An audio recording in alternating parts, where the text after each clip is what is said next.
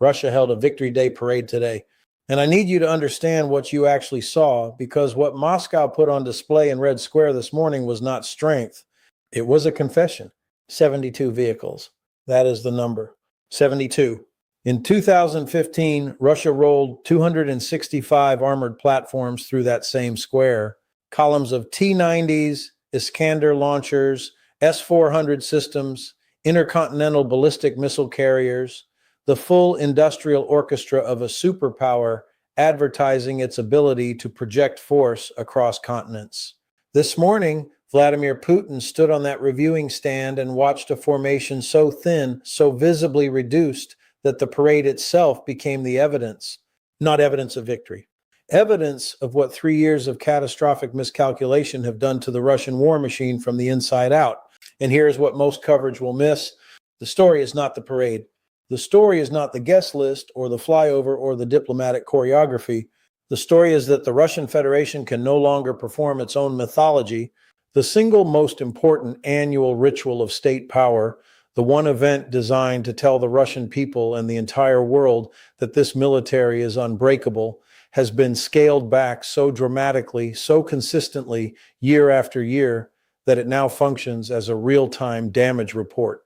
And when you understand what that means doctrinally, strategically, and politically, you will understand why this war is entering a phase Moscow cannot control. Stay with me, because this is not a story about a parade. This is a case study in what happens when a regime builds its entire legitimacy architecture on a military that is being structurally dismantled in the field. Let me take you back, because to understand why this morning matters, you need to understand what Victory Day was supposed to be, and more importantly, what it was supposed to guarantee.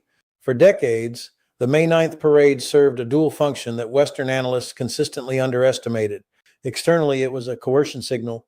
Every new weapons platform that rolled through Red Square was a message to NATO, to the Baltic states, to Ukraine, to Georgia. This is what you face. The visual grammar was deliberate.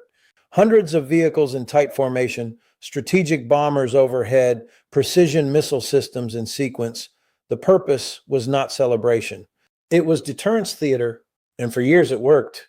Western defense planners watched those parades and adjusted procurement cycles, repositioned brigades, revised threat assessments. The parade was a weapon in its own right, but the internal function was arguably more important. Victory Day is the emotional foundation of the modern Russian state. It is the one narrative thread that connects the Soviet sacrifice of 27 million lives in the Great Patriotic War to the legitimacy of whoever sits in the Kremlin today. It says, "We are the people who defeated fascism, and our military is the living proof." Putin did not invent this, but he industrialized it. He turned Victory Day into the central civic religion of post-Soviet Russia, the one day when every domestic failure, every economic shortfall, every political suppression could be buried under the weight of martial pride. And that is precisely why what happened this morning is so devastating, not because a few vehicles were missing, because the entire premise that this military is the inheritor of an unbreakable tradition is now visibly, publicly, undeniably failing the test of its own showcase. The reduction did not begin this year. Pull the lens back. In 2022, after the initial invasion of Ukraine, Russia still pushed a reasonably large formation through Red Square, but the strategic bomber flyover was canceled officially due to weather. In 2023, the parade shrank further. A single tank, one T-34, a World War II relic, led the vehicle column. Analysts called it symbolic. I called it an admission. By 2024, the vehicle count had dropped below 100 for the first time in the modern era, and now in 2025, 72. That is not a plateau. That is a curve. And curves have trajectories. So let me walk you through what this actually means at the strategic level, because the reasons behind the shrinking parade are far more consequential than the parade itself. The first driver is equipment attrition, and the numbers are staggering. Since February 2022, visually confirmed Russian equipment losses, confirmed, not estimated, exceed 14,000 major systems. That includes more than 3,600 tanks, roughly 8,000 armored fighting vehicles, nearly 200 aircraft, over 500 helicopters, and thousands of artillery pieces, air defense platforms, and logistics vehicles. These are not Ukrainian propaganda figures. These are losses documented by open source intelligence, satellite imagery, and in many cases by Russian soldiers' own footage posted to social media before they understood what they were revealing. Now, Russia began the full-scale invasion with what Western intelligence estimated as approximately 3,200 operational main battle tanks, with perhaps another 10,000 in various states of storage and disrepair. They have burned through the operational fleet. What they are pulling out of storage now, the T-62s, the T-55 variants, the museum pieces being dragged out of Siberian depots, tells you everything about the depth of the crisis. You do not restore 60-year-old tanks because your industrial base is thriving. You do it because you have no alternative. And this connects directly to the parade. Every T-90M that rolls through Red Square is a T-90M that is not on the front line. Every S-400 battery positioned for ceremonial display is a battery not covering Crimean airspace. At a certain point, and I believe we have passed that point, the Russian military has to choose between performing strength and deploying it. It can no longer do both at scale. That choice, that forced allocation decision, is the fingerprint of a military under structural stress. And Victory Day made it visible. The second driver is production bottleneck, and this is where mainstream analysis consistently falls short. Russia's defense industrial base is producing at wartime tempo. There is no dispute about that. Russian tank production and refurbishment has increased. Artillery shell output has surged with North Korean and Iranian assistance, and drone manufacturing has scaled dramatically. Western analysts who ignore this are making a serious error. But here is the hidden variable. Production rate is not the same as replacement rate. Russia is producing and refurbishing an estimated 100 to 200 tanks per month, depending on whose estimate you trust. But it is losing tanks at a rate that fluctuates between 70 and 150 per month, depending on operational tempo. At best, Russia is barely keeping pace. At worst, and during periods of intense Ukrainian counter-armor operations, it is falling behind, and the quality gradient is moving in the wrong direction. Every month, a larger proportion of Russian armor on the battlefield is older, less capable, less survivable, and less integrated with modern command systems. Apply that same logic to air defense, to precision munitions, to electronic warfare systems, to trained crews. Russia is not collapsing overnight, but it is being hollowed steadily, measurably, and in a direction that cannot be reversed by simply spending more rubles. The parade compression is a mirror of that hollowing.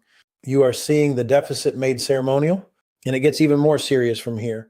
The third driver, and the one I find most strategically significant, is what Victory Day reveals about Putin's threat perception, when not from Ukraine, but from within. The security footprint around this year's parade was extraordinary. Moscow deployed surface-to-air missile systems around the capital, not as display items, but as active defensive coverage. GPS jamming was in effect across central Moscow for days before the event. Airspace restrictions extended far beyond normal ceremonial parameters. And the guest list was telling. Xi Jinping was not there. Narendra Modi was not there. The leaders who attended were, by and large, from the constellation of states that have no diplomatic alternative to Moscow, the Central Asian republics, Belarus, a handful of African and Latin American partners. What does that tell you? It tells you that Russia's own leadership does not trust the security environment around its most important national event. It tells you that the Kremlin's fear of Ukrainian long-range strike capability, drones, cruise missiles, even symbolic operations aimed at embarrassment rather than destruction, has reached a level where the state's premier display of confidence has to be wrapped in defensive countermeasures that, by their very existence, undermine the message. Think about what that means doctrinally. Deterrence theory works on projected confidence. The entire purpose of a military parade is to say, we are so secure, so dominant, that we can line up our most valuable assets in a predictable time and place and dare anyone to threaten them.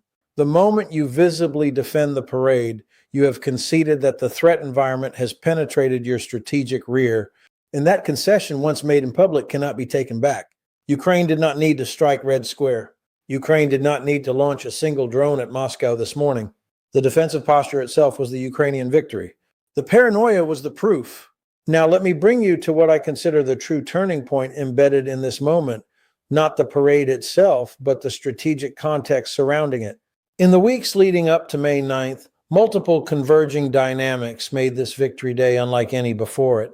Diplomatic pressure has shifted in ways that would have been unimaginable 18 months ago.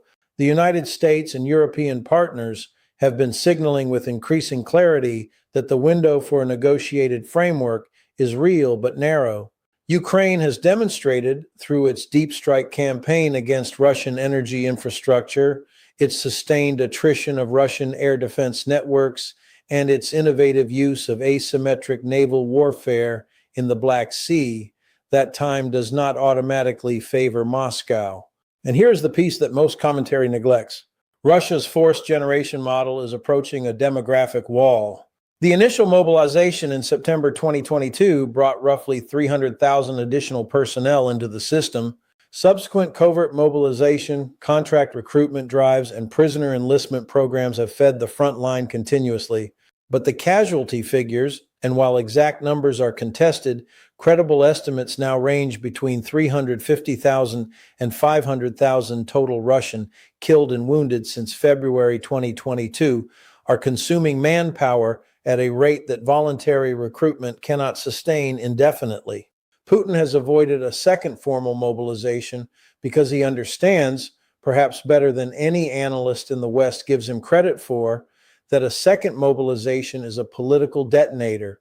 The social contract that has kept the Russian urban middle class quiescent through this war rests on a simple bargain.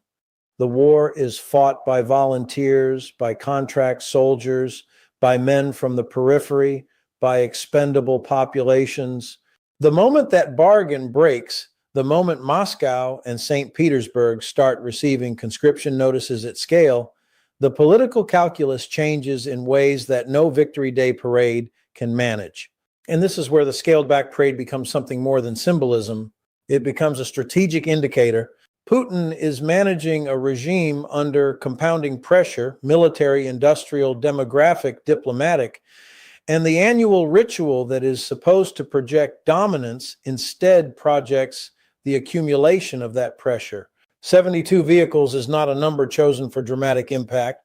It is a number that reflects what could be spared, what could be secured, and what could be staged without creating a gap somewhere that matters more. The real question is whether the trajectory I have just described is reversible. And I want to be precise about this because precision matters when the stakes are this high. In the short term, Russia retains significant capacity to inflict damage. Its missile and drone campaigns against Ukrainian civilian infrastructure continue. Its forces hold substantial occupied territory. Its defense lines in southern and eastern Ukraine are dense, mined, and difficult to breach. None of that should be minimized. But capacity to inflict damage is not the same as capacity to achieve strategic objectives. And this is the distinction that Victory Day, stripped to its 72 vehicles, makes unavoidable. Russia's stated war aims, the demilitarization and political neutralization of Ukraine, are further from achievement today than at any point since the war began. Ukraine's military is larger, better equipped, more experienced, and more doctrinally sophisticated than it was in February 2022. NATO is more unified, more expanded, and more invested in Ukrainian success than at any point in the alliance's history. And Russia's own military, while still dangerous, is quantifiably degraded in almost every measurable dimension. What you watched this morning in Red Square was not a celebration. It was a holding action. It was a regime performing continuity while the foundations beneath that performance erode. And the compression of the parade, year after year, fewer vehicles, fewer flyovers, more defensive measures, more restricted access, is the trend line that tells you where this is heading. History does not remember parades. History remembers whether the army behind the parade could still achieve what its government demanded of it. And by that measure, May 9th, 2025, will be remembered not for what Russia displayed, but for what it could no longer afford to. The war is not over, but the conditions under which it ends are becoming visible. Ukraine's campaign of strategic attrition against equipment, against infrastructure, against logistics, against the political mythology that holds the Russian war effort together is working, not on the timeline anyone wanted, not without extraordinary cost, but working measurably, structurally, and now ceremonially. What happens in the coming months in the diplomatic channels, on the front lines, and in the production halls and recruitment offices of both nations will determine whether this trajectory accelerates or stalls. But the vector is established, and no amount of choreography in Red Square can change the arithmetic underneath it. The broader lesson here is one that extends far beyond this conflict. When a state can no longer perform its own power narrative without that performance revealing the gaps in the narrative itself, you are watching the late phase of a strategic miscalculation, not the end. The late phase, and the difference between those two things, and between approaching the end and reaching it, is where the most dangerous decisions get made. So watch what Moscow does next. Not what it says, not what it stages. Watch what it deploys, what it produces, what it mobilizes, and what it concedes. Because Victory Day just told you in 72 vehicles exactly how much room Vladimir Putin has left. And it is less than it was last year. And it will be less again next May. Stay with us. Because the questions this parade raised about force sustainability, about negotiation timelines, about what a cornered leadership does when the performance fails, those questions do not have simple answers. And the next chapter is already being written.